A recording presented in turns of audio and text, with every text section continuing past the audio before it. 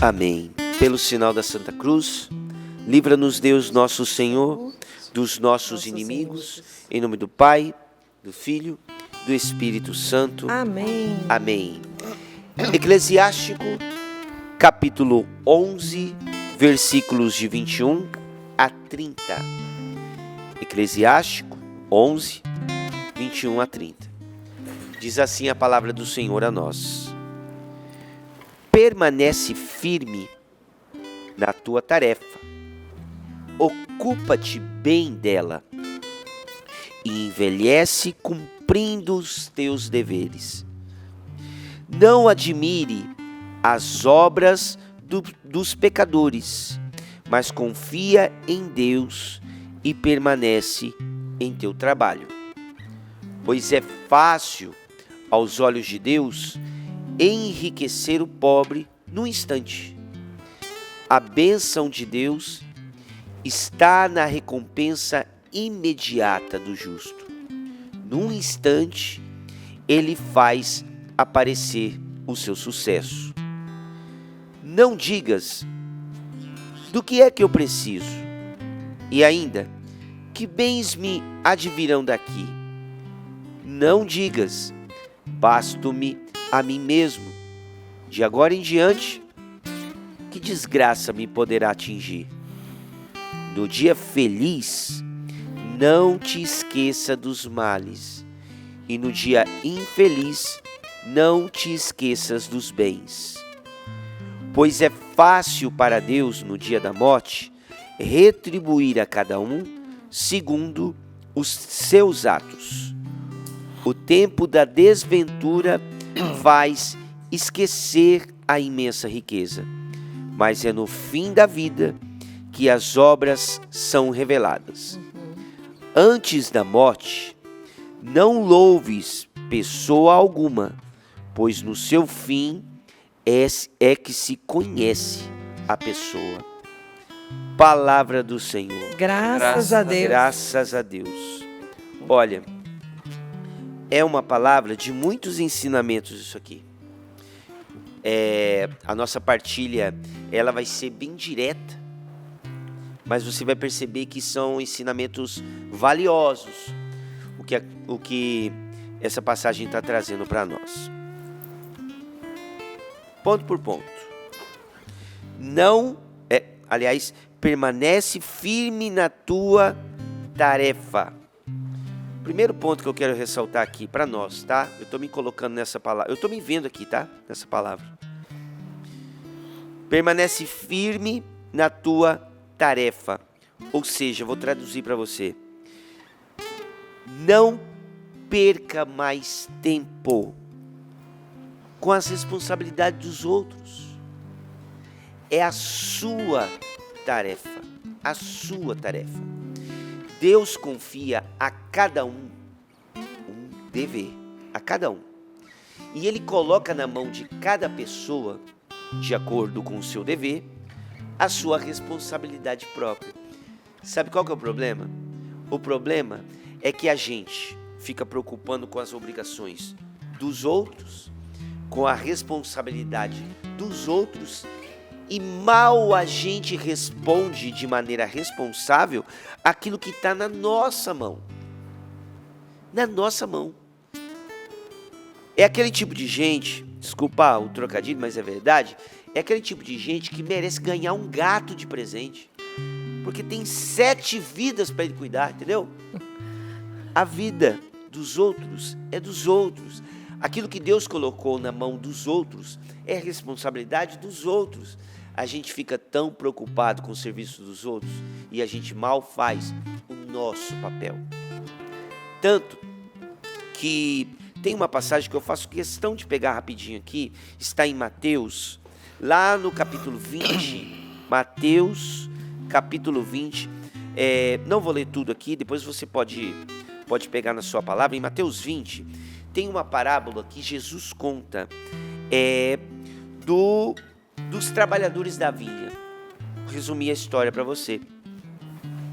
Conta a parábola que o dono de uma vinha saiu no início do dia para contratar trabalhadores para a colheita. No início do dia, ele combinou 1 denário. Lá pelo meio-dia, foi de novo, preciso de mais trabalhadores. E contratou mais operários e combinou os mesmos 1 denário. Final do dia, mesma coisa. Foi lá de novo e para os últimos deu 1 denário também. Foram chamados em momentos diferentes do dia, mas todos eles receberam a mesma quantia. E aí o pessoal começou a reclamar. Uai, eu comecei a trabalhar antes, por que eu recebi a mesma coisa de quem chegou depois? O senhor está sendo injusto. Olha o que o dono da vinha falou, segundo a parábola, contada por Jesus, tá? Foi Jesus que contou. Companheiro, ô meu parceiro, ô amigão, ô meu querido, eu não estou sendo injusto contigo. Não combinamos uma diária? Toma o que é teu e vai. Eu quero dar a esse último o mesmo que deu a ti. Eu quero. Acaso eu não tenho direito de fazer o que eu quero com aquilo que me pertence? Ou seja, o dono da vinha, ele retribui, ele chama para o trabalho, ele coloca as responsabilidades nas mãos das pessoas e a gente fica na pretensão de querer colocar, né? De querer enquadrar Deus com os nossos conceitos humanos limitados. Gente, o que Deus deu? O que Deus colocou na sua mão, querido? E aí eu olho para mim, né? Peter, o que eu coloquei na sua mão? Para com isso. É do outro. É ele e Deus. É a responsabilidade dele com Deus. Entende? É o trabalho dele. É a responsabilidade dele. Nós, claro, somos um corpo. Certo? Somos comunidade. E somos sim responsáveis, né? E chamados a ter responsabilidade com o bem do outro. Eu não posso levar o meu irmão à perdição. Eu preciso orar por ele. Eu preciso me preocupar com ele no sentido de ele está precisando de alguma coisa. Ele precisa de mim. Enfim, né? Essa cooperação. Mas tem coisas que são restritas ao relacionamento da pessoa e Deus. Não é a gente que tem que entrar no meio disso. Não é a gente. Não somos nós. Então, em momentos difíceis, porque a palavra aqui ela faz uma distinção e você vai perceber bem. Por isso eu comecei com aquela pergunta, né? Nada como um dia após o outro. Momentos difíceis para momentos bons e também momentos bons para dias não tão bons, dias ruins. Nós passamos. Nesses dias ruins, dias difíceis, dias complicados, então vai essa percepção e a indicação da palavra de Deus. Para de preocupar com o problema do outro. O negócio já está difícil, você vai ficar preocupando com a responsabilidade do outro. Faz o favor, né? Continuando. E ocupa-te bem dela, da sua tarefa. E envelhece cumprindo os teus deveres. Esse ensinamento, gente, é precioso. Vou traduzir essa pequena frase para você. Envelhece cumprindo os teus deveres. O que significa? Envelheça com propósitos. Envelheça com propósitos. Envelheça trazendo contigo aquelas inspirações e aquelas moções lá de trás. O que Deus quis de você lá do início. Nós costumamos dizer aqui na Canção Nova, né? Quando nós entramos para a Canção Nova, tem aquela palavra do nosso chamado. Aquela palavra que fala com a nossa alma, vai lá dentro. Quando você lê essa frase, vai lá, você volta 20 anos atrás, 30 anos atrás, quando você foi lá, abriu a Bíblia, Deus me chamou com essa palavra. E você lembra como você estava, o que começou a acontecer na sua vida, você faz um histórico da sua vocação, parece que você é chamado de novo. Parece que você volta ao primeiro amor, como é uma expressão muito comum, né, entre nós aqui. Então, não abandone esses propósitos. essas palavras, essas direções. Envelheça com propósito, com propósito. Na Sagrada Escritura, em Lucas capítulo 2, versículo 29, fala do velho Simeão. Simeão era um ancião que vivia no templo de Jerusalém, e ele recebeu uma revelação do próprio Espírito. Ele não morreria sem antes ver o Messias. Não morreria sem antes ver o Messias. E quando Nossa Senhora apresenta, vai lá a Sagrada Família, apresenta Jesus no templo, Simeão vê Jesus. E aí ele diz, já no final da sua vida, imagina quanto tempo ele esperou no templo. Quanto tempo ele esperou. E lá no final da vida ele diz assim, no trecho aqui, você pode conferir lá depois, Lucas 2, Evangelho de Lucas, capítulo 2, versículo 29. Agora, Senhor, pode deixar o teu servo partir em paz, porque os meus olhos viram a salvação. Gente, permanecer fiel a um propósito, a um chamado, nas revelações, nos momentos difíceis, não tire os olhos daquilo que Deus já revelou a você. E segue. Momentos bons virão, momentos ruins virão, tudo passa, só Deus permanece. Abraça esses propósitos e segue firme. Então, primeiro, para de olhar para o problema dos outros em momentos difíceis. Segundo, segura os propósitos, as revelações que Deus te deu. E terceiro, e aí, para poder fazer essa virada de chave aqui na passagem, continua assim a palavra: não admire as obras dos pecadores, mas confia em Deus e permanece em teu trabalho. Olha, meu irmão, minha irmã, para de admirar a obra pronta, fruto de trabalho sujo. Toma cuidado em ficar admirando. Nossa, olha o tamanho disso conquistado e tal. E às vezes a gente não sabe que a pessoa, para chegar até aquele determinado ponto, não teve tantas boas intenções assim. Ultimamente, eu tenho procurado muito estar em mais sintonia com Deus, porque, sabe, gente, nós precisamos tomar muito cuidado com duas coisas nesse mundo. Primeiro, de julgar. O julgamento, ele é muito complexo, porque você corre o risco de julgar e você não ter uma régua. A régua de Deus é diferente da régua humana. Você entende? Então corre o risco da gente colocar dentro do saco dos injustos alguém justo, e não se toca num chamado, em alguém que foi chamado por Deus. Não se toca. É consagrado a Deus, não interessa, é chamado a Deus, e a gente corre o risco de julgar mal. Não dá. Eu não posso correr esse risco de julgar mal. Ainda que algumas coisas, nossa, a pessoa só vai se dando bem, só vai fazendo a cabeça dos outros, ela está dando tudo certo para ela, só está me prejudicando. Calma, é obra suja. O tempo é a ferramenta de Deus para a sua justiça. O tempo, olha o tempo justifica os justos. Deus se utiliza do tempo, então calma, tenha calma, Não admire a obra dos pecadores, As intenções do coração humano a gente não conhece.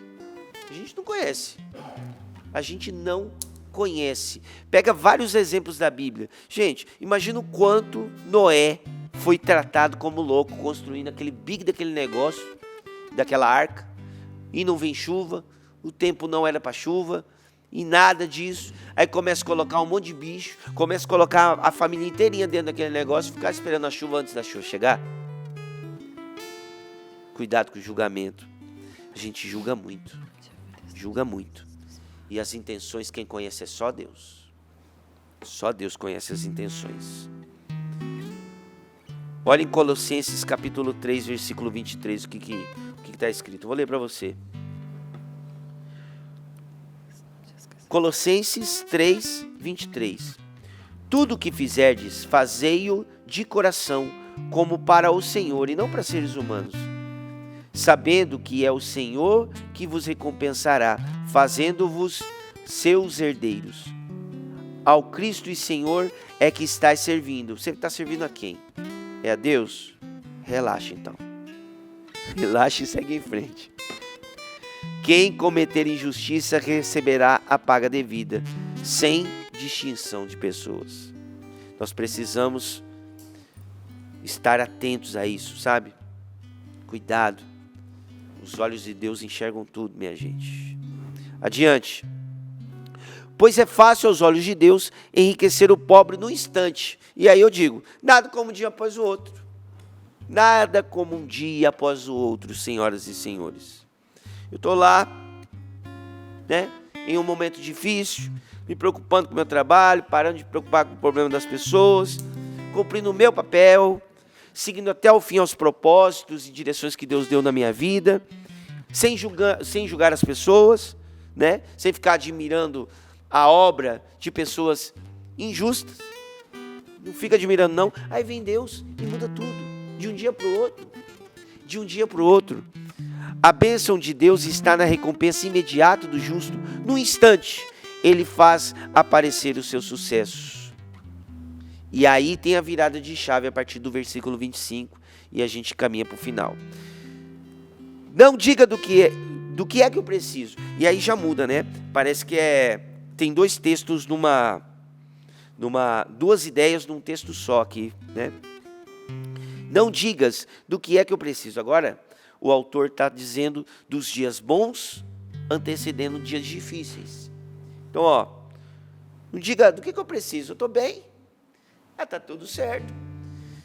Claro que ninguém conscientemente vai falar assim, talvez nós de Deus, né? Eu estou bem, não preciso de Deus. Não, você é uma pessoa de igreja, você não vai falar isso. Você sabe que é um desrespeito com Deus, né? Mas é fato que às vezes, se a gente não tomar cuidado, nos momentos difíceis, a gente cresce em oração, em espiritualidade, nós estamos com Deus, porque o dia é difícil, o tempo é difícil. E aí nos dias bons, a gente corre o risco de arrefecer. A gente não reza mais com aquela piedade, a gente não reza mais com aquela assiduidade, a gente vai arrefecendo nos momentos bons. E aí, com o nosso comportamento, a gente age como se Deus fosse um supermercado, sabe? Que a gente procura, quando tá faltando alguma coisa na sua casa, você vai lá no supermercado, pega o que você quer e vai embora para casa. Não é assim que você faz? Vai lá, paga tudo direitinho, leva para casa.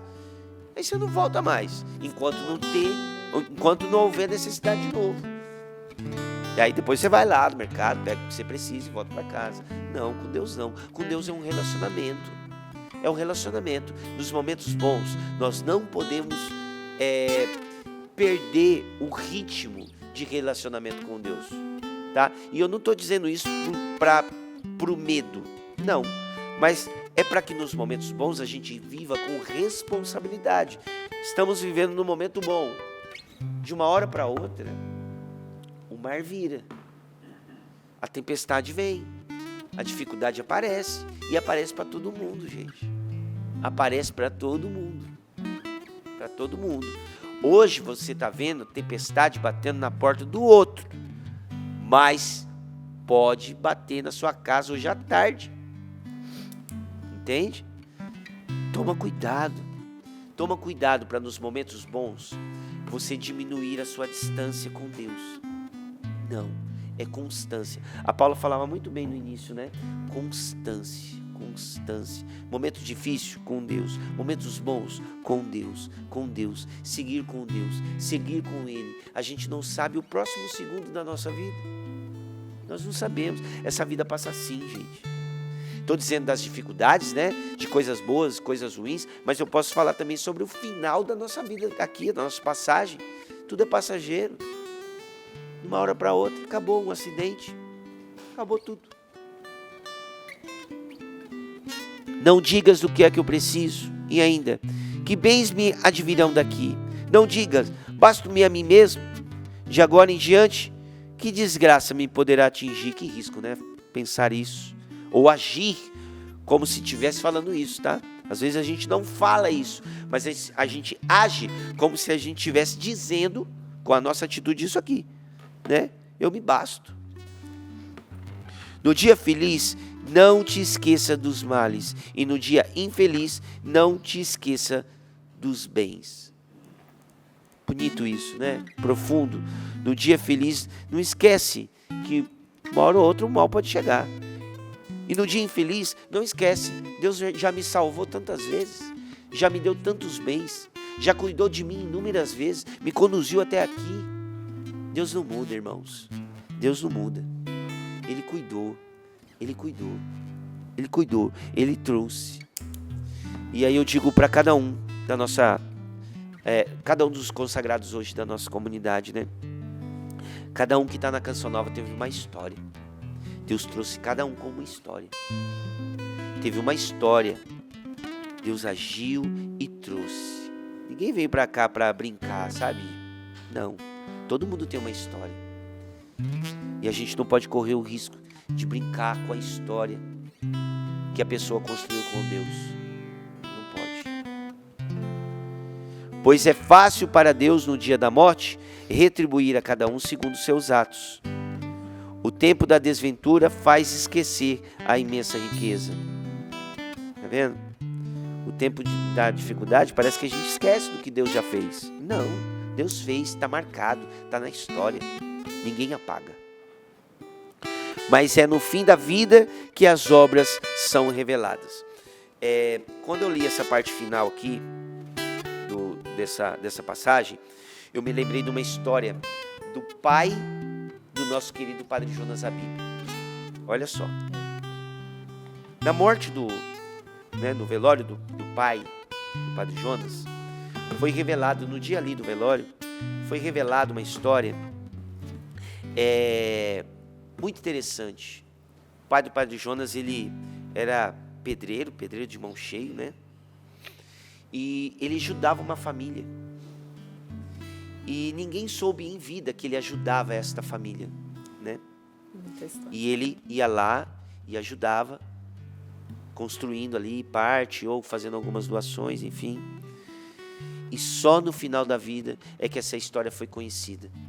Ou seja, ele ajudou durante muito tempo uma família e não fez questão de dizer. Só no final da vida é que as pessoas perceberam.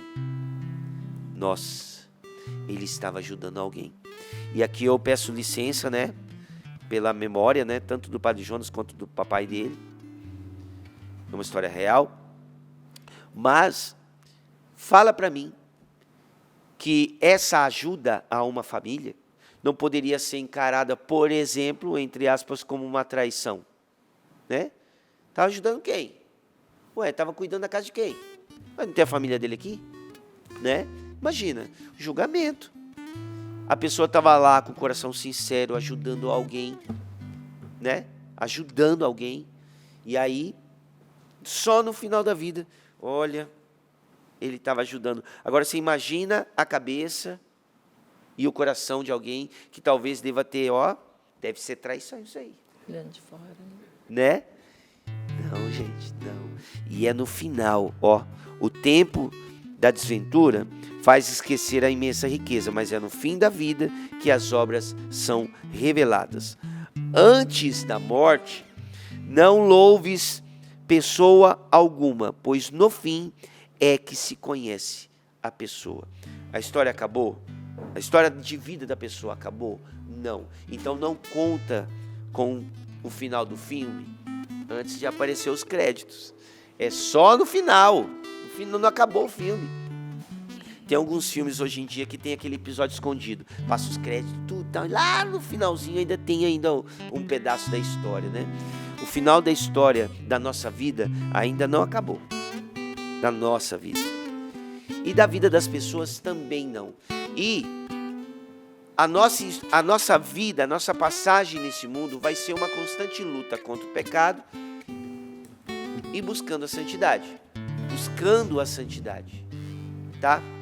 Buscando a santidade. Ou seja, todo pecador tem um futuro. E todo santo teve uma história.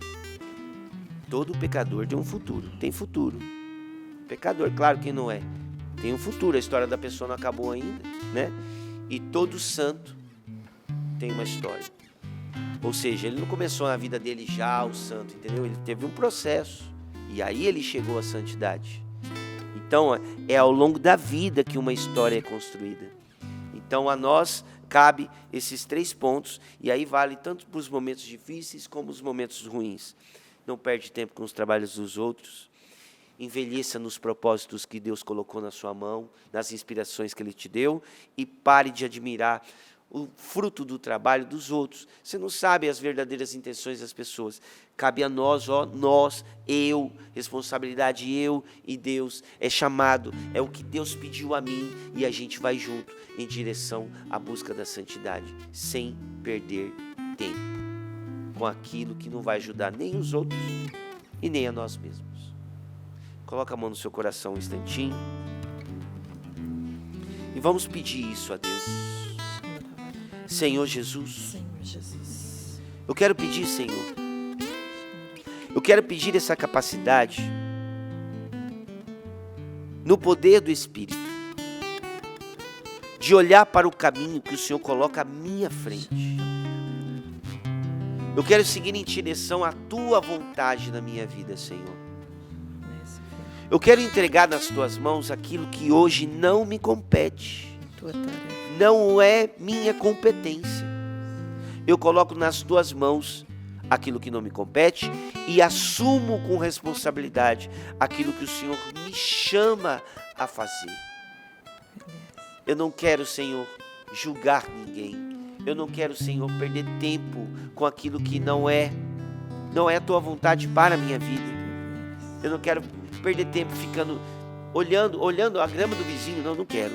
Senhor, me dê esta graça de estar na Tua vontade, viver o meu chamado, a minha vocação, seguir adiante, Senhor. E não é por um tempo que eu estou com o Senhor, é para a vida toda. É para a vida toda. Eu tenho uma história contigo e nada apaga, Senhor. Ninguém apaga, dificuldade nenhuma apaga a história que o Senhor construiu em mim. Por isso, cuida de mim, Senhor. Cuida de mim e que a cada dia eu renove esse compromisso de não querer pecar, não querer errar o alvo e querer buscar a santidade nas pequenas e nas grandes coisas. Obrigado, Senhor. Fortaleça cada um dos Teus filhos, fortaleça a mim, Senhor, para que cada um de nós siga decididamente, constantemente em direção à vontade do Senhor.